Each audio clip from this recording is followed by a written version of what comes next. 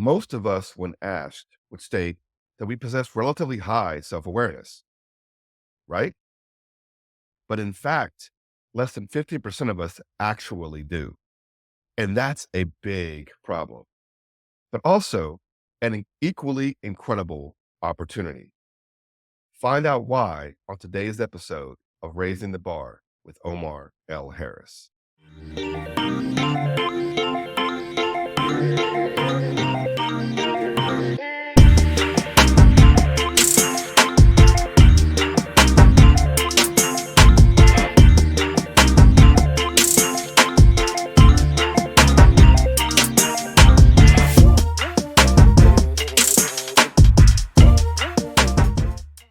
Tasha Urich, an organizational psychologist, has done groundbreaking work on self awareness, unpacking all in her book, Insight: How Seeing Ourselves Clearly Helps Us Succeed at Work and in Life.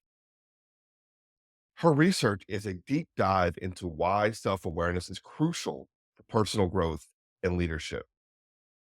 Using a robust method that blends thousands of surveys across different industries, in-depth interviews with individuals who significantly upped their self-awareness, and an analysis of 800 scientific studies, Urich gives us a comprehensive look at this complex topic. Urich reveals a self-awareness paradox through her research.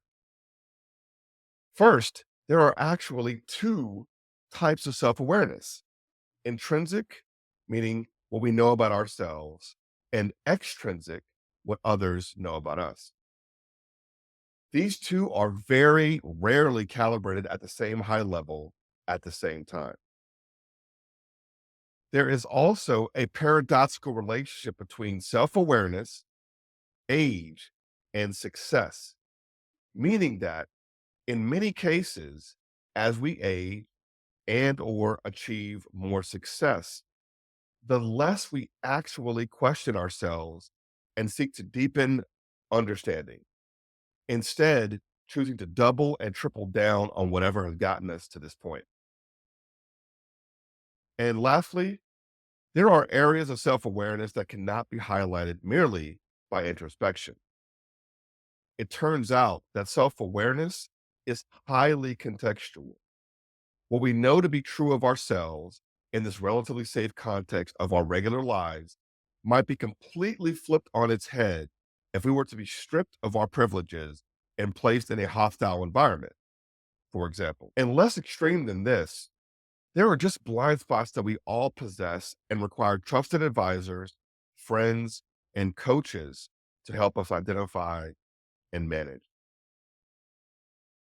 The journey toward understanding self awareness in the context of work and leadership has evolved significantly over the decades, with a notable development being the invention of the Johari window. The Johari window model was created in 1955 by two American psychologists, Joseph Luft and Harrington Ingham, and it was named by combining parts of their first names, Joe and Harry.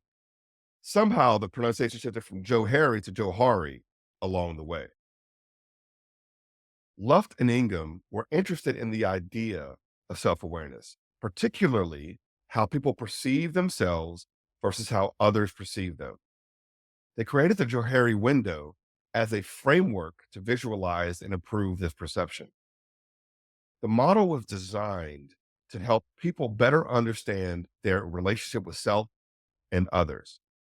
It's a simple tool used to enhance the individual's perception on others. I want you to visualize a 2 by 2 matrix where the y axis, the vertical plane, is what we know about ourselves, and the horizontal axis is what others know about us.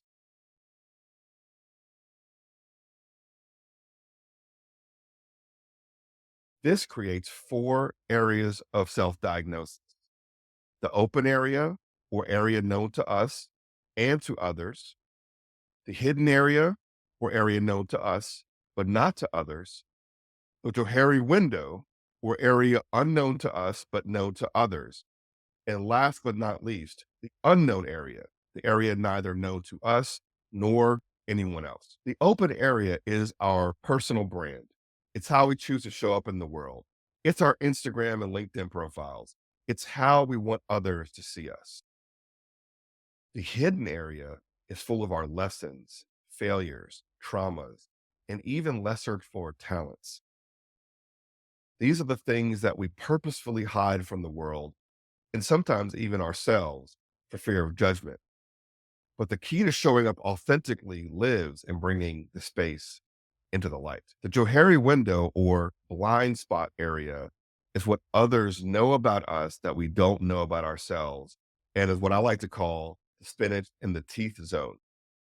I call it that because when people know things about you that you don't know about yourself, it feels like going through a full day of work only to realize when brushing your teeth in the evening that you were going about your day with a full piece of spinach covering your front teeth. You immediately begin reflecting on all your interactions that day and the fact that you were speaking, interacting, presenting, and smiling, and no one told you how bad you look.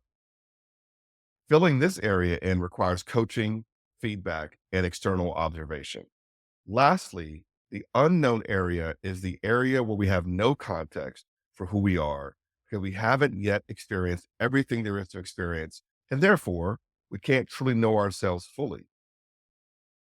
I call this the skydive zone because even if you've never jumped out of a plane, most of us can visualize what it would feel like to put on the skydive suit and parachute, step onto the plane, go up to 20,000 feet. The door opens, but far less of us actually know how we will contend with actually jumping out of the plane. The implication of low self awareness is staggering for leaders. We are the most scrutinized. So we respond to scrutiny by presenting invulnerability. We don't ask for feedback and we don't seek to deepen our contextual awareness. Yet we are tasked with evaluating and motivating others. Self awareness in leadership is not just about knowing your strengths and weaknesses, it's about understanding your impact on others and continuously learning from interactions. So, how do we cultivate this vital skill? Let's break it down. First, by embracing feedback. Effective leaders seek feedback not just from peers and superiors, but crucially from their teams. Remember, creating safe space for honest feedback is key. This means listening, really listening without defensiveness. Feedback is a gift. It offers perspective that you may overlook. When you receive feedback, reflect on it.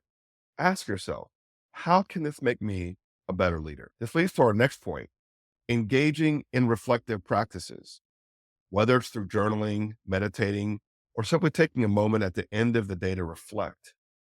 Understanding your actions and their repercussions is crucial. Reflect on both the successes and the areas of improvement. What role did your decisions play? How can you adapt for a better outcome next time? Now let's move to another powerful tool at our disposal, leveraging assessments and tools. Tools like the Hogan assessment or Clifton Strengths assessment by Gallup aren't just for introspection. They provide insights into how others might see us. These assessments help us understand our default settings and how we can adapt to be more effective in various situations. Next, a mindset shift that changes everything, the learning mindset. Leadership is a journey, not a destination. Embrace learning from every experience, every setback, and every victory. This mindset not only helps you adapt to change, also prepares you to better face future challenges. And last but not least, the importance of seeking coaching. Sometimes we need an external perspective to see what we might miss. A coach can offer that perspective, helping you identify blind spots and areas for growth that you might not have considered. Leaders, think of coaching not just as a tool, but as a journey into the core of your leadership style. Here's how coaching transforms your self awareness. First, coaching offers you an objective reflection. Your coach acts as a mirror, giving you a clear image of your behaviors and how they might impact others. This is crucial because it helps you see things you might typically miss yourself. Coaching involves probing questions that challenge you to think deeply about your actions. Questions like, what effect does your leadership style have on your team?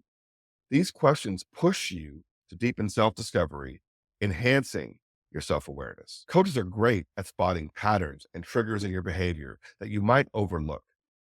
Recognizing these can help you understand what sets off certain reactions from you, enabling better control and more effective leadership. Coaching also boosts your emotional intelligence, crucial for understanding both your emotions and those of your team members. It's about managing these emotions to guide constructive decision making and leadership. By engaging in coaching, you not only increase your self awareness, but also set the stage for more impactful and empathetic leadership. Remember, understanding yourself is the first step to understanding others. Thanks for joining me on Raising the Bar. Don't forget to like, subscribe, and share if you found this episode useful. Stay tuned for more insights. And until next time, keep raising the bar.